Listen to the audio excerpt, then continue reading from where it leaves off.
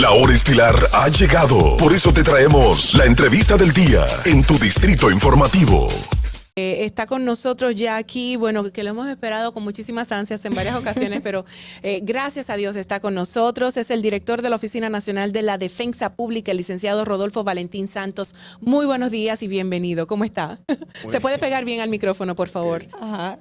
Muy buenos días. Muchas gracias por la invitación. A usted por aceptar. Siempre a la disposición. Sí. Ay, qué bello, gracias. Bueno, Valentín, el tránsito nos ha hecho la jugada hoy, pero básicamente la semana pasada estábamos viendo unas estadísticas que daba la Oficina Nacional de la Defensa Pública, que es la que tiene que ver con atender a los presos que no tienen abogado. Entonces, si pudieses hablarnos un poquito de presos no, investigados también. Bueno, también, pero la mayoría son presos. La defensa asiste a lo que A todo el que necesite, a todo el que necesite, ¿verdad?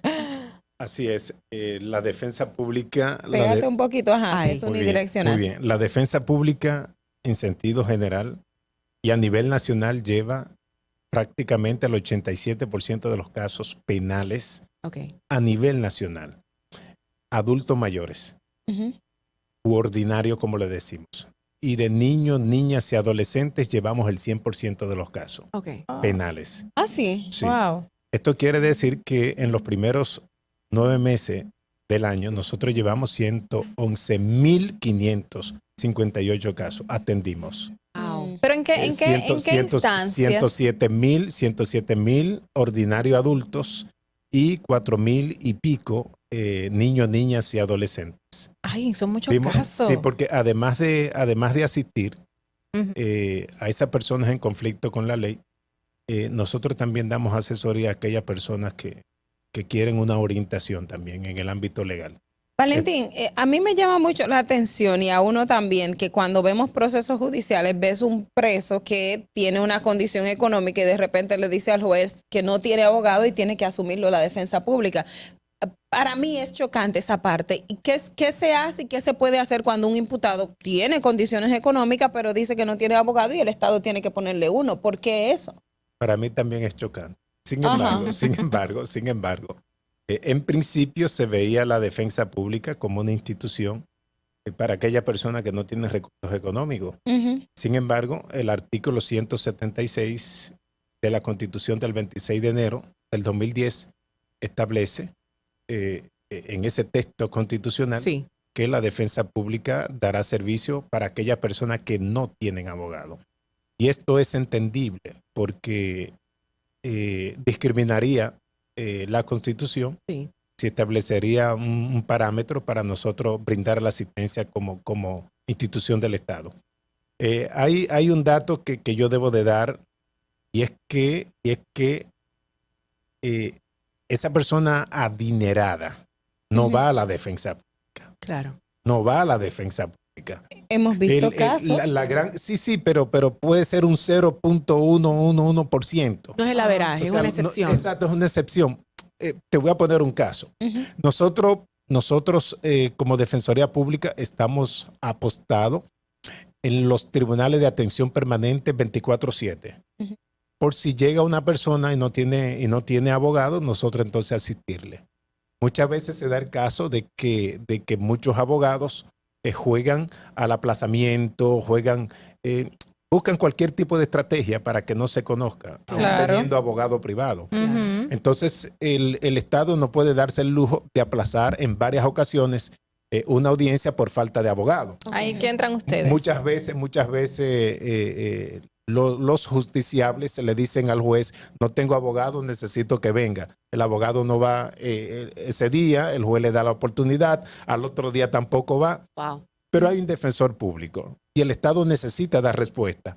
No solamente a esa persona que está siendo procesada, sino también a una víctima que hay también que quiere justicia, o sino también al Estado a través del Ministerio Público. Yeah.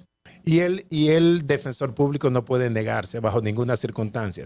También se puede dar el caso de que una persona con mucho dinero, el Ministerio Público le haya embargado las cuentas, le haya hecho oposición a sus cuentas, a sus bienes, a sus activos, a sus pasivos, y llega a una vista de medida de coerción. ¿Qué puede hacer el tribunal?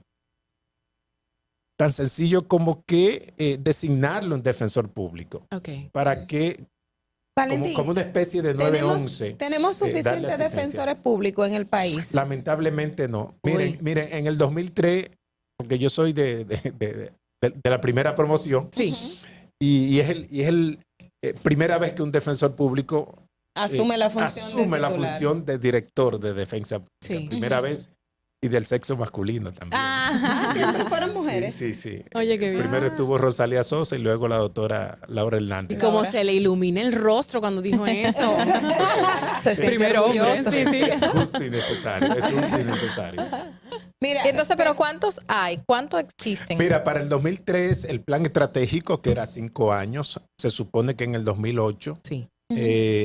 a nivel nacional, íbamos a ser 450 defensores públicos.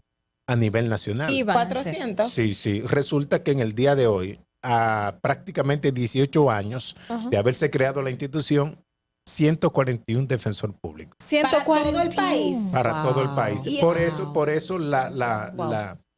es decir, 46,000 habitantes por cada defensor público. Un defensor tiene. Sí, sí. ¿Y cómo ustedes se hacen con ese nosotros trabajo? hemos tenido que obligatoriamente tener que contratar abogados adscritos. Mm. Estos abogados son contratados, ganan prácticamente la mitad del sueldo que gana un defensor público y tienen la misma carga laboral que un defensor Wow. público.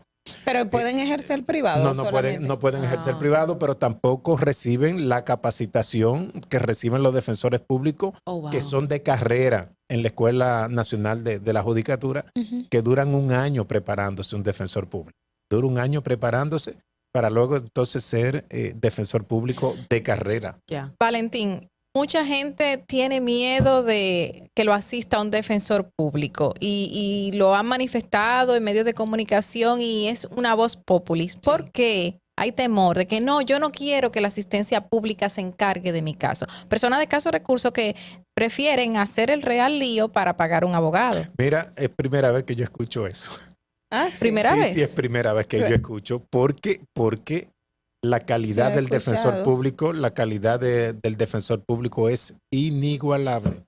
De hecho, en los casos de relevancia social que ustedes han escuchado en estos días, Ujú.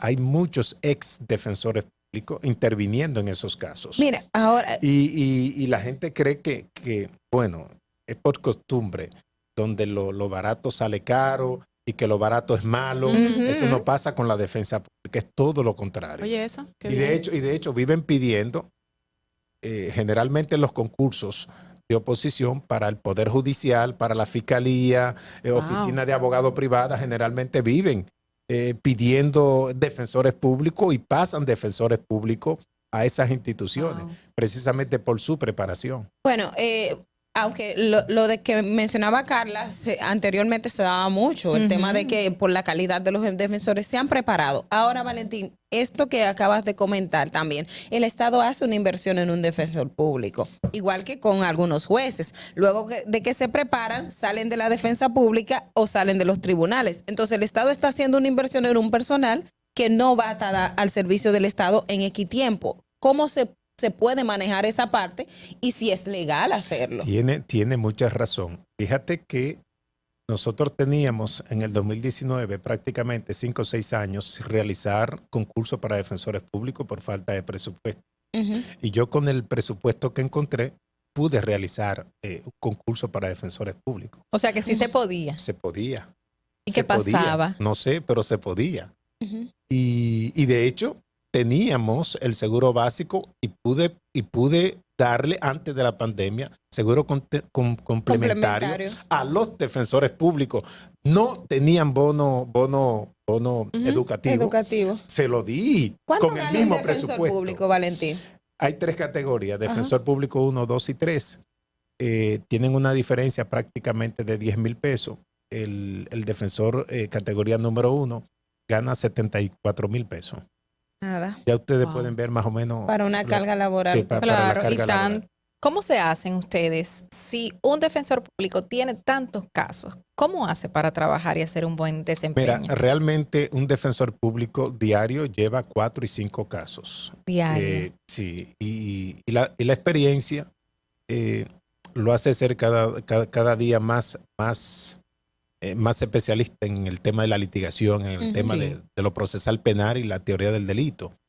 Pero ya el defensor público se acostumbra a estudiar sus expedientes, a tener varias teorías del caso y llevar los procesos como debe.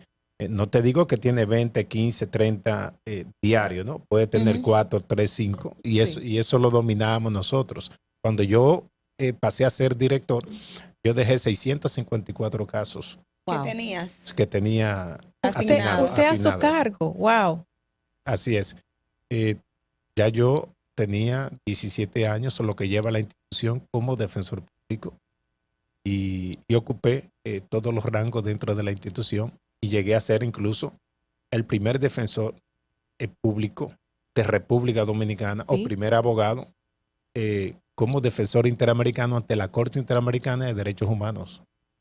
Excelente. En el 2009, primer abogado y primer defensor. Don Rodolfo Valentín Santos, licenciado con nosotros. Gracias por estar con nosotros. Lamentablemente el tiempo se nos ha acabado y de verdad felicitamos que, bueno, junto con usted, muchísimos otros sean auxiliares de la Administración de Justicia que están encargados de la defensa jurídica de personas incapacitadas en algún tema. Muchísimas gracias por darnos esta explicación, este momentito tan importante que nos ha aclarado algunas preguntitas brevemente. Esta es su casa para cuando quiera volver ante cualquier ocasión. Distrito Informativo.